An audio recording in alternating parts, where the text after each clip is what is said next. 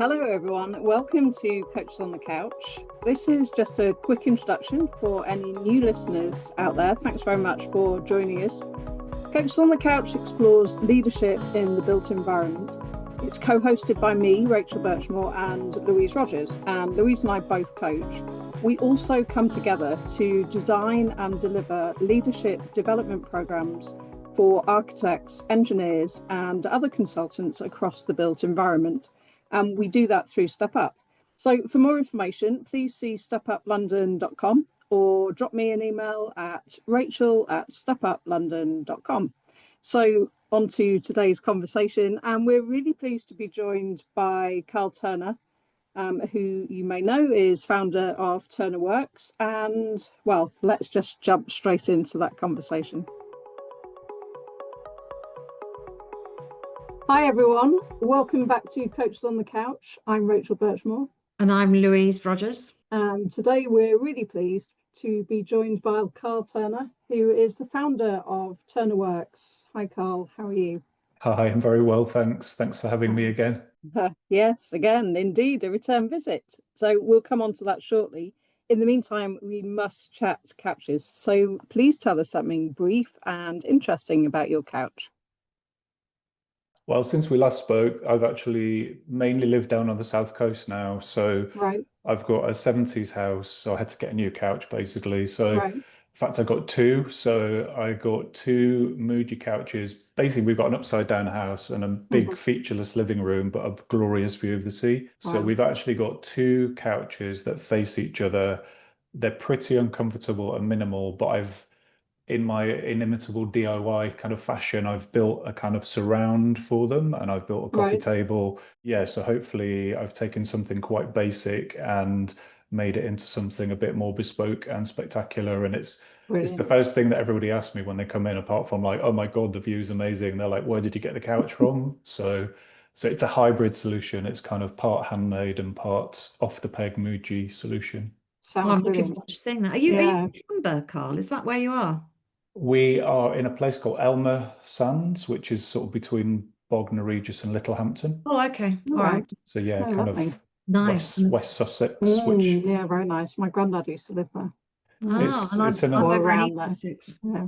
yeah, no, it's a beautiful part of the world. We're very lucky. Yeah. We just stumbled on a 1970s semi-detached house that literally the Lovely. garden is the beach. So Wow. so yeah, Oh, I've been shut up. I'm so jealous right now. that's been my DIY task over the last 2 or 3 years, is just gradually fixing it up in a Wonderful. do as little as I can to it kind of mode rather than kind of overdo it. Right. Brilliant. And will we get the view when we get the couch photo? You will. Good. Ah, Good. yes, looking forward to that. So, Carl, as we alluded to there, you're a friend of the podcast, and we know that you've listened to several of the back catalogue, so thank you very much for that. You also joined us as a guest back in 2022 to talk then about being future fit, and that episode is actually one of the most listened to episodes, and it includes some really great insight around entrepreneurial thinking. And you were joined then by Susie Winstanley, who had recently joined the studio as your co-director. I can't believe that was 2022. How 22, time I know. flies. Yeah. So quick introduction to Turner Works. Formerly Carl Turner Architects, Turner Works is now 19 years old and known for projects such as Makerspace, Florentia Village, affordable homes at Thomas Lane Yard, Mount View Drama School, and Pop Brixton, which blurs the boundaries between development and architecture. And Carl, I just wondered, what are you working on now? What's top of your mind in terms of current projects? Yeah, so it's a series of market halls and event spaces and retail spaces. So yeah, it should be Exciting. amazing. Yeah. Yeah, and that's a nice link with Pop Brixton, which I was very familiar with when I was living in Southeast London. I guess that's one of the reasons why you got the job, because you had Pop Brixton in your portfolio. Yeah. Exactly, Pop Brixton. So yeah, we're bringing the same kind of attitude of, kind of a mix of different types of spaces. And it's quite unusual for Google to have those spaces within one of their buildings that is very public facing. But it's also part of the King's Cross bigger master plan development. So it effectively creates the other side of the street that's been there for a few years. So it's a bit of a one-sided shopping street at the moment, but there'll be another whole load of really great stuff in the base of the Google building. So yeah, we won that through an invited competition a few years ago, and yeah, we can't wait for it to start on site, hopefully next year, and Right, okay. opening soon after. Great, look forward to that. Well, Carl, one of the reasons why we wanted to have you back is followers of your Instagram feed will know that you took a sabbatical for the whole of 2024 from January through to December. And that is what we'd like to talk about today. This is partly as it seems such a difficult thing for a founder to achieve, and partly because we're all currently emerging from the summer when hopefully most of us have taken at least a short break, and also because it fits with a book that both Rachel and I have been reading, and certainly it's on my mind quite. I've just been talking to a client about it earlier this morning. Yeah, me too. Called The Brain at Rest by Dr. Joseph Jabelli, about the importance of rest and, in fact, the neuroscience of the importance of rest. So getting back to the sabbatical, tell us a little bit about the backstory. How did it all come about and how long did it take to plan? Yeah, in a way, it's had a long genesis. It's something I've been thinking about for a long time. And really, when Susie joined, which was unbelievably back in mid 2019, it still feels like she's only just joined, but it's about 6 years already. A part of the reason that Susie came on board was, so I'd worked with a kind of mentoring business coach 3 or 4 years before Sue Austin, and we talked about what I wanted from the practice, because I was the kind of sort of director, leader, founder of the practice, and we were doing quite small projects at the time. And one of the things that I wanted was to have more time for myself. I didn't want to be so immersed in the actual day-to-day running of the practice. So right back then, probably 2015, 2016, the kind of idea of growing the practice and bringing in a much more diverse leadership team, moving it away from me as an individual founder. And that was part of the reason that we renamed the practice, moved away from my own name into Turner Works. And in fact, I tried to sort of insist that we actually dropped my name completely, but actually other team members thought there was some benefit in having that continuity. And I think it's kind of worked well in that way. But so counterintuitively, really growing the practice and bringing in other people was a strategy for me to be less involved in the day-to-day of the practice. So that was really when Susie came on board. Part of that conversation that I had was, look, I of course I want to be a key part of the practice, but I don't want to be all in 7 days a week. I've done that for like 15 years, and I actually need to take a little bit of time for myself. So that was kind of all in progress. And then in 2022, which is something I've not really talked about, my youngest brother, Neil, who I've worked with a lot over the years, he's a builder. He was diagnosed with lung cancer. And that was, I mean, basically it was quite brutal. They told him it's a terminal illness, and it's a kind of matter of when and not if.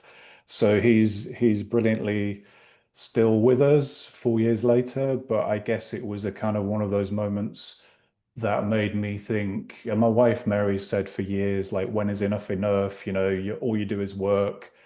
So it was a kind of meeting of various things. I was feeling a little bit burned out, and I guess so those conversations kind of came to fruition with Susie, where I said, look, I really want to take some time away from the practice, partly to maybe see a bit more of my brother, but also to travel and do things that I haven't really done that much probably in my own personal life, because I've been all in on the practice. And you know, great. And I suppose in many ways I felt almost completely defined by what I did for a living, and I felt like outside of that, I didn't really have much else personally. You know, of course, a great relationship, nice family, but no other hobbies. My hobby is DIY, so you know, it's kind of partly related. So yeah, I think that whole idea of taking some time out, and you know, I didn't want to step away completely. I didn't want to retire. And as you say, it's really, really difficult to know how you can actually forge that time away. And probably lots of architects are, you know, very controlling in the sense that they want to be in charge of things. And so it's actually quite a big step to step away and relinquish that control. And the only way you can really do that is to build a team that you trust and can rely on. And also accepting that things are going to change, that if you step away, then you have to give other people the space. So So those were the kind of things that really was the kind of the background. And originally I thought Mary and I talked about moving to Los Angeles for a year. So we Oh, quite right. liked the idea of moving to another city. We'd both been to Los Angeles previously. And actually, we visited in January 2023. I think, yeah, we took a long, like a month's holiday, and we went to live there for a month. And actually, we just found that a combination of it was eye-wateringly expensive to the point where it wasn't really feasible for us to do that. But also just the evidence, like haves and have-nots, was just so apparent to us. It felt quite an uncomfortable environment, and the fact you have to drive everywhere. So for various reasons, we kind of discounted LA, but the seed of having a year off had been sown. Also, I was toying with the idea of maybe we could set up a studio there in the future. It would be great. One of our ambitions is to work overseas. So those were some of the kind of catalysts anyway. God, there's a lot there, Yeah. And actually, I suppose, without repeating it all, I suppose one of the things that strikes me is it's fixing a target and working towards it, and all those different Yeah. things, all those different threads coming in, rather than just I'm going to stop now and take it. It's like in 3-4 years' time, I intend to take a year off. What do I need to do now in order to make that something that can happen? Yes. Just a level of. I'm sorry to hear about your brother, Carl, as Yeah. well. I didn't know that. That's Yeah, it's been very difficult to deal with, and yeah, it's not an easy thing to come to terms with. Obviously, he's still no. alive. He's still alive. He's still a person, but it's very difficult when you know there's a limited time frame. Yeah. So yeah, that's been another sadness really over the last few years. But look, brutally, life goes on. Everything doesn't stop, and it was a wake-up call to me not to, that could just have easily been me, and it might be in the future. You never know. We don't know what our health's going to bring. So that's what Mary had always said to me is let's carve out time when we're both still young enough to enjoy traveling and enjoy doing other things. So not leave it all until something potentially horrible happens, or you're just not well enough to travel. So yeah, I think it's been a great experience, and yeah, hopefully we can unpack a bit more. Indeed.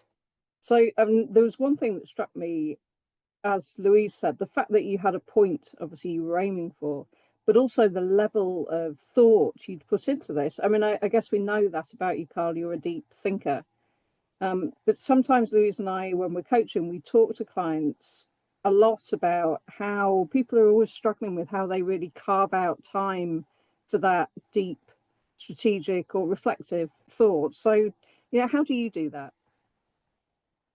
Yeah, I think both Susie and I have worked with several coaches and mentors over the years, and blocking in time to get external people to help you Right. reflect on what you're doing is essential. And one of the things that taught us is that we have to make time to work on the practice, so that if we treat it as a design project, then so we're constantly thinking about what is the practice going to be in the future? Where are we at now? How can we get from here to there? And what do we want personally? So, we have lots of, I guess, increasingly, like we're trying to style and fashion the practice around the individuals.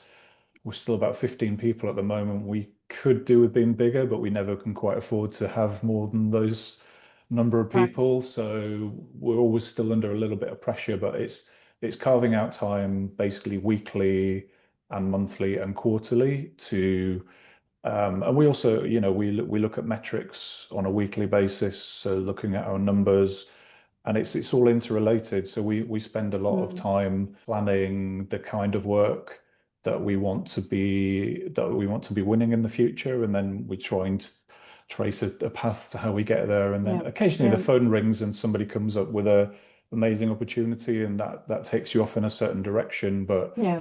but we're increasingly just trying to plan what the future might look like for us rather than just sitting back and letting it happen to us. Just back on the planning for the year out, I'm going to call it, the sabbatical. How do you prepare the team for that? Yeah, it was a process that we, at first, I suppose, the sort of leadership team, which was 3 or 4 of us, we talked it through, we put the dates in the diary, and then so we did things beforehand, like Susie became a 50-50 shareholder in the business. So she had a small shareholding from roughly when she joined as a director back in 2019. So we worked out a system whereby I got a little bit of cash out of the business, and then I was basically on full pay while I was on sabbatical, as a sort of acknowledgement of, I guess, the work that I'd put in to build the practice up. And Susie really needed to be what's in the business terms called a person of significant control, so she could make decisions while I wasn't around. And we also put a kind of shareholders agreement together because we hadn't had one before, because it was really my business. So that then gave us some rules and, decisions that Susie could make without me, in terms of money that could be spent and things that could be acted upon. So there was quite a lot of formal things. We also hired Michael Fosteropoulos, who Susie knew really, really well. So he'd been an associate at Panora and Prasad, where Susie used to work, and I used to work, in fact.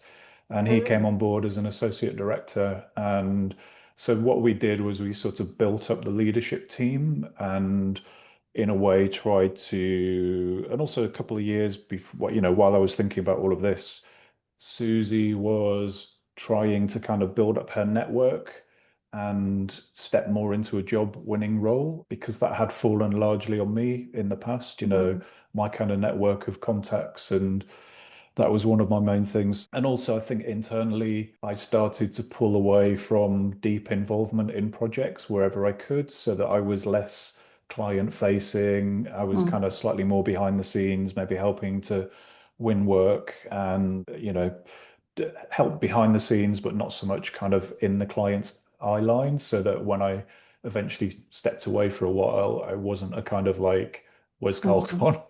Yeah. So yeah, I think those were the kind of key things that we did. And then once we'd figured that out, we gradually talked to the team about my plans and how it was going to work while I wasn't around. And I think everybody accepted it. And yeah, it's so we just did that through a series of office presentations and talked it through at kind of team meetings and things like that, and talked about what everything we were doing in the background. So also I did, over the course of the year, I had a few days where I came into the studio still, and I still stayed in touch digitally as well. So I wasn't 100% away from I things. was going to ask about that. Yeah. I mean, it's really interesting as you're talking, and because you've already said that you and Susie did work with coaches. I'm hearing the work of coach in what you're saying. I'm sure Rachel as well, that kind of very setting an end goal and then thinking about the steps you need to take in order to get there. And Yeah. it just reminded me of one of the the core tenets of coaching, which is the mind that holds the problem holds the solution. So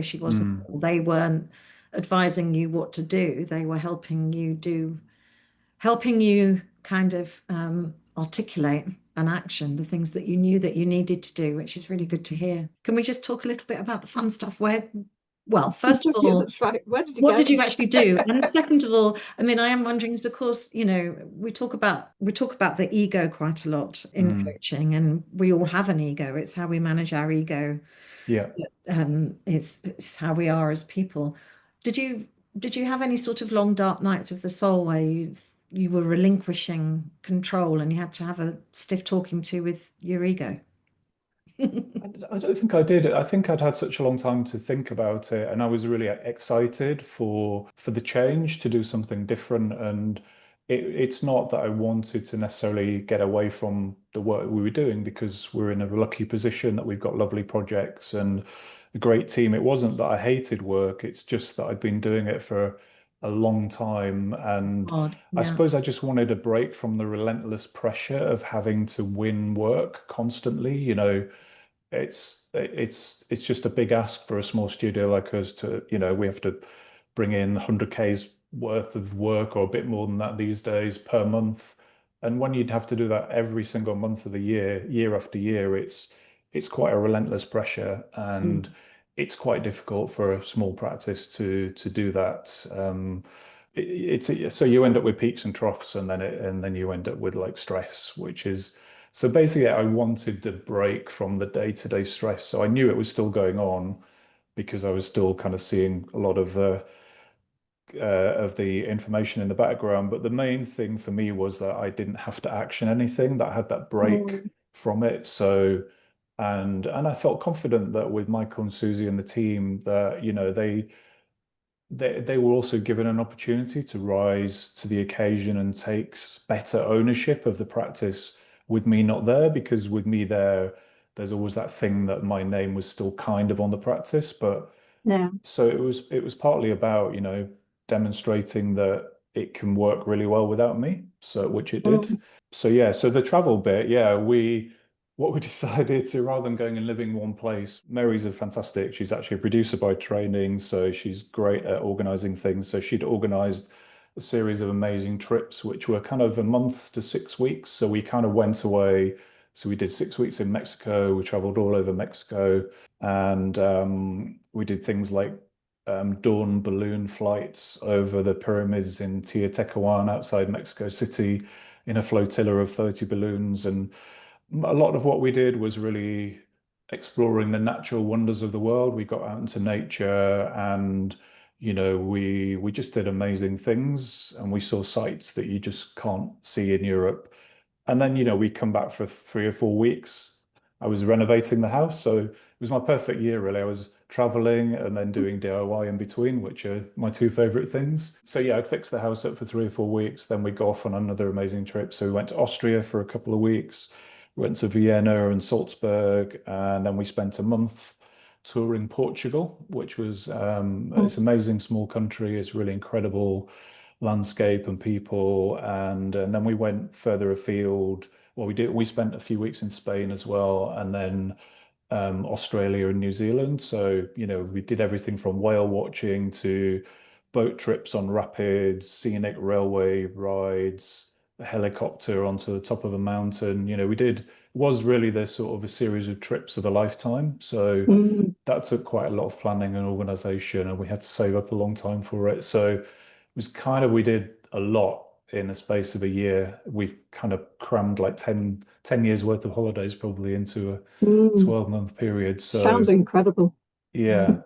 Very jealous. So yeah, in a way, because we were so busy traveling, it was really easy for me not to really fret about the practice. And we had good workload generally, and I could see that things were sort of okay. There was a couple of sticky points where, Mm. projects stalled a bit, and then we had to frantically look for some more work. But generally, that kind of that year away for me was just being away from the coal face of the business. It's not that I was not mentally still, I was still thinking Yeah. about it a little bit, but not having to actually, in a way, fix the problems. I could see that there might be a problem, but somebody else was fixing it, not me, which was such a relief. It was just such a great Mm. break, really, that I felt like I really needed. I mean, that must have felt quite different, Carl. I mean, when you came to check in on those sticky moments, or you were talking about the strategic things. I'm wondering, how did being out of that day to day allow a shift perhaps in your role? Yeah, I think I was more of a shoulder to lean Mm. on, for advice or some emotional support. I mean, I think what Susie did ask me to go to one meeting, which was a difficult meeting with somebody, and I basically said no because I just didn't really feel in the headspace for it, and Right. which was probably bad of me, but I kind of felt like I just needed that. The whole point for me was that I didn't have to deal with difficult situations. So, but generally, the guys coped spectacularly well with everything to the point where, you know, was I really needed anymore? That was the kind of feeling that I had. The thing that I guess was still an issue was just that relentlessly trying to win work, which actually became the difficult thing for the team, because I Yeah. think what became evident was that I had been heavily involved in that, and it was a Mm. sharing of the burden of, winning work constantly. That's the worst bit of our job, really. It's not doing the work, it's actually just Yeah. finding the work and persuading people to work with you. So that problem didn't go away, but it just somehow faded into the background for me more. I'm really conscious that we're running out of time, and we had so many questions as potential questions. The one I'd really like to ask is, I mean, coming back, any fresh insight and perspective on practice or leadership? Yes, I think what the whole exercise has really shown is that, Susie, Michael, myself, we've got very different leadership styles. And in a way, I think I'm probably a bit more dictatorial. Susie's much more kind of democratic. And maybe it's a sign of just my age. I've come up through a certain system of hierarchies. Mm. And so for me, it's been about learning or seeing how somebody else kind of leads in a softer way, which is much more democratic and inclusive, Mm. and realizing that maybe that isn't the way that I do things, but actually it's obviously been effective because the business has run really smoothly when I've not been around. So I think seeing the way that Susie and Michael have had space and others in the team, it's created a sort of the vacuum, if you want, for everybody to kind of jump up and to see that. So basically, I've come back to work now 3 days a week, so I'm not back full time. So that was part of the agreement, was that I just wanted to come back and be still heavily involved, but not quite so much at the coalface still. So, we're just feeling out how that's working after the first 6 months or so back. So yeah, I think seeing the way that the business has changed without me there has been really like refreshing to see that it's all going really well. In a way, I guess what I'm finding is I'm having to hold back a little bit from trying to get too involved in some of the management of the team, because I can't have it both ways. I can't be a bit more kind of backseat and have time off and not be quite as involved and insist that everything is done how I might do it if I was kind of at the helm, as it were. So yeah, I think the whole thing's been much more about negotiating different Mm. ways of working within the studio, and we're trying to grow a world-class team of designers. We've got lots of part twos coming through into part three at the moment.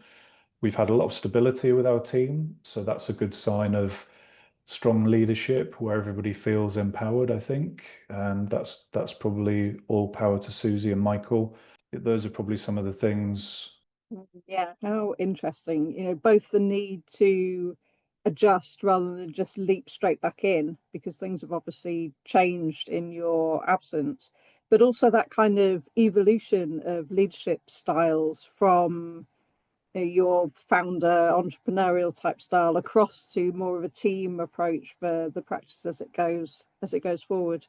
Brilliant. I And mean, probably the challenging. first couple of months, I almost didn't really know what to do when I came back. It sounds Mm, strange, but I felt like a new employee, and how I exciting. kind of had to recarve out a space for myself. And I think we'd had lots of discussions previously about me, maybe me taking a bit more of a back seat in the sort of profile of the practice, because that would give other people like space to be seen more and to flourish. But I think one of the learnings from, Susie and Michael was actually the value that I bring as somebody that is really known in the industry, and the Yeah. networks that I've created over the years. Those are hard-won connections, Mm, and they are valuable, and it's not easy to just, if you're just stepping into that kind of role, you can't just create that overnight. You have to work at it for a number of yeah. years.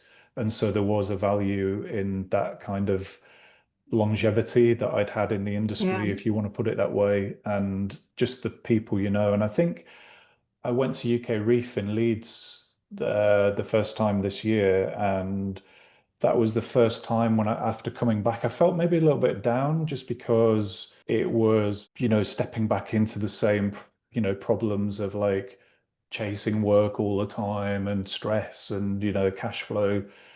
And actually, when I went to UK Reef, I realized how, like, I guess that I know a lot of people in the industry. It felt a bit like coming home. I saw so many Mhm. faces that I knew, and it Yeah. was the first time when I actually felt like, oh yeah, there is a place for me still here in the industry. Mm, So that was a nice little switch where I kind of felt a bit of confidence coming back. Maybe I'd lost a little bit of confidence in my role. I kind of was almost, yeah, just, what do you want me to do, guys? Because everything's going quite nicely without me.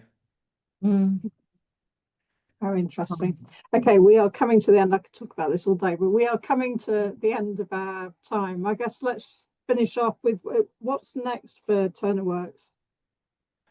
Well, I think some of the ambitions that we set out a few years ago, some of the things were working overseas. So Right.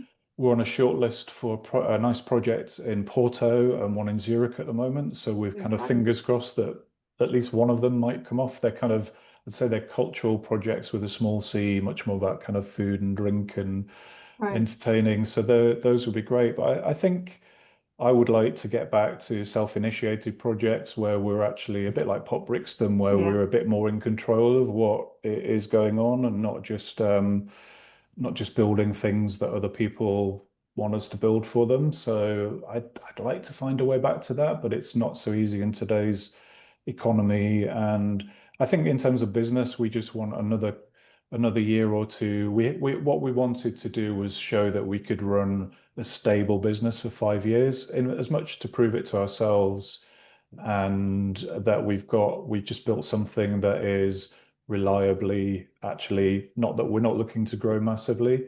It's more about the projects that we win. So we'd like fewer larger projects, more arts and culture. We're moving much more into kind of master planning and urban visioning projects. So it's kind of more of the same, but we just want aligned clients that believe the same things that we do and see the long-term picture and not necessarily all just looking to make a fast buck. We all need to make money, but as I've seen traveling the world, there's the same issues over and over: gentrification, the haves, the have-nots. Natural resources are being used up really, really quickly. So I don't think we can build ourselves out of the world's problems at the moment. I know we need more homes to live in the UK, but so there's lots of problems out there I think architects can help with, and I think we'd like to be part of that story. Well, a nice, yeah. Brilliant. Thank you, Carl, and thanks for being so honest. I think and open. I think our listeners will get a lot from that. And I can think of, I'm sure Rachel can too. I've got 2 or 3 people in my head, and I'm thinking, yeah, listen to this. You could do this. Yeah. Well, I would heartily recommend it to anybody. You do need to plan. I think you can't just do it on a whim, and you need a really strong team around you. But yeah, and I think anybody can do it. You just need to put the work in to make it happen, and it can open up opportunities for your team. And I think it's a good thing for everybody if you get the planning right and you do it and you understand that it will affect things. It can't be the same if you step away from things. Yeah. Brilliant. Thanks so much, Carl. Yeah, great speaking to you. Yeah, thank you. Hope we see you around sometime soon.